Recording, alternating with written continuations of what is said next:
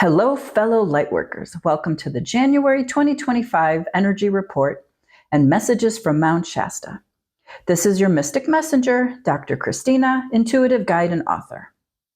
I have been inspiring and supporting fellow lightworkers as we shift into a higher state of consciousness and help the collective with this ascension process. Please make sure to follow me to receive my latest podcasts. It feels as though we are all hobbling into 2025. I have to say, the last 2 months of the year were quite unpleasant. Many, including myself, were feeling significant resistance to do much of anything. I found it difficult to stay uplifted and grounded. I also noticed that I have become more detached as to what is occurring on the world stage. Whenever I would attempt to work on any goal-oriented activities, I kept feeling that my brain just wanted to go into an altered state of consciousness. After much resistance, I surrendered and spent a significant amount of time just being. When I pondered this experience, I think there were several factors contributing to this feeling of malaise and apathy. As we go through this ascension process, the things that used to bring us joy and meaning just don't anymore, and we still don't know what will. I think we're really feeling the state of limbo. And with this collective shift, we are letting go of some old belief systems and behaviors, such as being super productive and valuing ourselves based on financial success. I think we are all feeling this loss. We are also mourning the world we thought we lived in. We are becoming more and more aware that the world we thought we lived in never really existed, which is a difficult reality to process. And lastly, I believe that we were also integrating a lot of energy, so we really needed time to rest and process. But it looks like we made it into 2025. Although some of us believe that the beginning of the new year really starts on the spring equinox, a large majority of the planet believes that January is the beginning of 2025, which holds the vibration of the number 9. In numerology, the number 9 represents completion, which is the theme of this year. Although we are starting off January with Mars, the planet of action, in retrograde, mid-month, we have a huge shift that we will be experiencing that will impact us for the next year and a half. Our nodes of fate will be moving out of the Aries-Libra axis into the Pisces-Virgo axis on January 11th, which is also the 111 portal. The nodes of fate represents what we will collectively be working on for the next year and a half. This will also determine the signs of our eclipses. It is significant that the nodes will be shifting into Pisces North Node this year because Pisces is the last sign of the zodiac. Pisces represents completion and rules spirituality and the unconscious. For the last 18 months, we were working with Aries North Node and Libra South Node. Our North Node is our collective focus.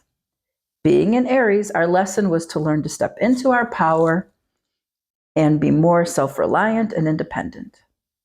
With Libra being in our South Node, we are working on releasing codependency and reflecting on how we are giving our power away and sacrificing ourselves. And now that we are entering into Pisces North Node, our focus will be more on spirituality and compassion. Hopefully, we'll be seeing some strides to bring peace and love to the planet, as well as unity consciousness. And with the changing of nodes, we will be entering into eclipse season, where we will have 2 blood moon eclipses on March 14th and September 7th, which are known to bring powerful endings, again further supporting this theme of completion. As we head towards the 20th of January, there will likely be some tumultuous energy and chaos within the collective. It will be so important for us to work extra hard on staying grounded and not getting caught up in the political drama that will likely ensue at that time. On the 25th, we will experience a rare astrological alignment whereby all of our planets will align. Hopefully, this might help stabilize the energy on the planet. We can only hope. Although we are completing a 9-year cycle, the astrology of 2025 is also indicating that with all endings, we are creating the way for new beginnings.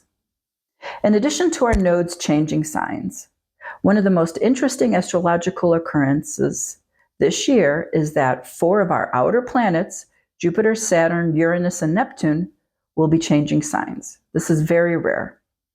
Pluto, the last outer planet, just went into Aquarius in November. Neptune will be moving into Aries in March. Saturn will be moving into Aries in May. Jupiter will be moving into Cancer in June, and Uranus will be moving into Gemini by July.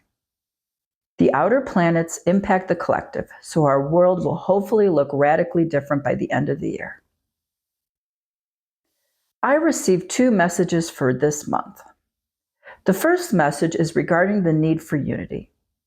I am noticing that many light workers are still using divisive language. With the election behind us and the upcoming inauguration, the energy will likely be tumultuous. There will likely be a lot of emotional upheaval propelling folks to divide.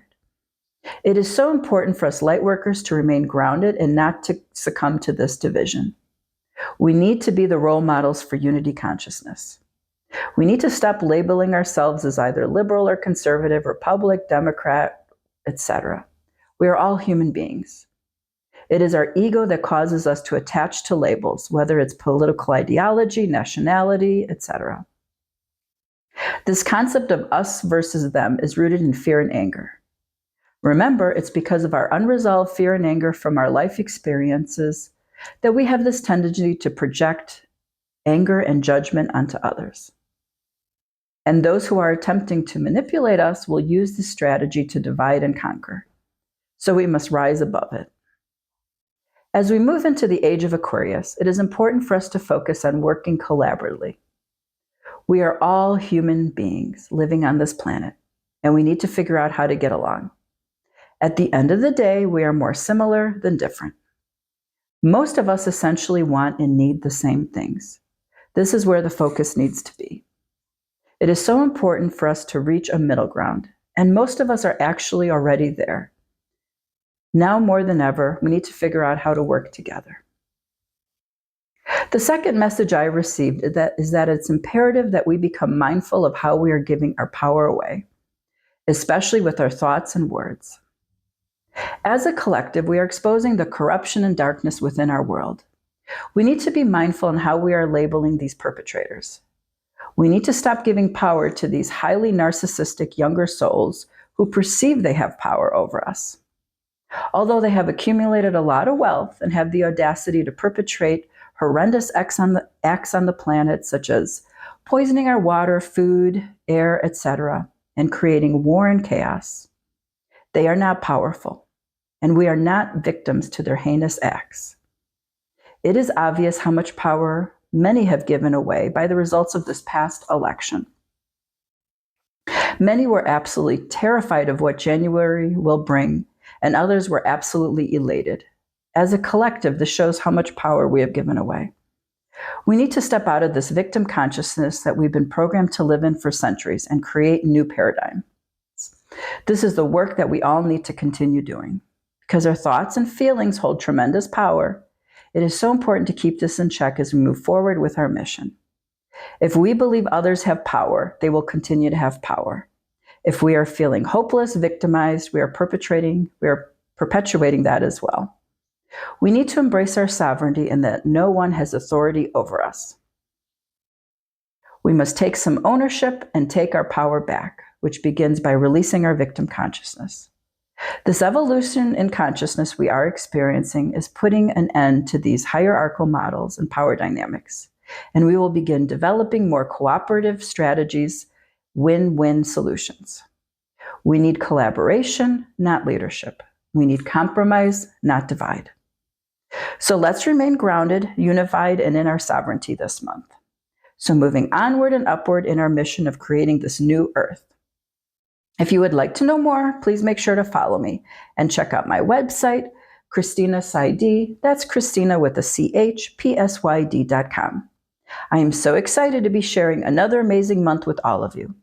Stay tuned for my next podcast in February. Sending all of you lots of love and light from the heart of Mount Shasta.